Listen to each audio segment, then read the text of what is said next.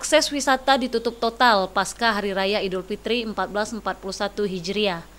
Bukan hanya perbatasan masuk Kabupaten Lebong yang ditutup total, pasca Hari Raya Idul Fitri, berdasarkan surat edaran yang dilayangkan menjelang Hari Lebaran mengenai tempat-tempat wisata yang akan ditutup. Seluruh perangkat desa, sebenarnya ada 3 desa, Bia Putih inisiator, tambah dengan tambang sawah dan air kopras. H-1, tenda dibuat sekaligus menindaklanjuti edaran daripada Forum Komunikasi Kabupaten. Salah satunya menutup akses wisata yang berada di yang bagus. Akses masuk wisata yang sudah ditutup diantaranya objek wisata air putih dan wisata Paliak yang biasanya selalu menjadi tujuan wisatawan, sekarang tidak ada satupun pengunjung yang terlihat. Camat Pinang Belapis menjelaskan, penutupan akses jalan dilakukan setelah adanya surat edaran yang diterima. Untuk dibukanya kembali akses jalan menunggu instruksi selanjutnya dari pihak pemerintah.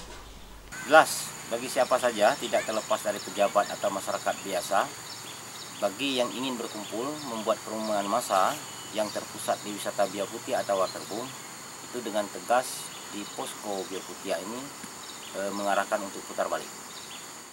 Kita tunggu dari edaran pusat, artinya dari pemerintah daerah kabupaten.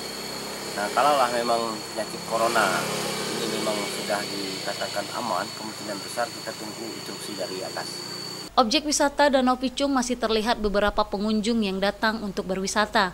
Menurut pengelola objek wisata tersebut, para pengunjung yang datang hanya masyarakat lokal saja.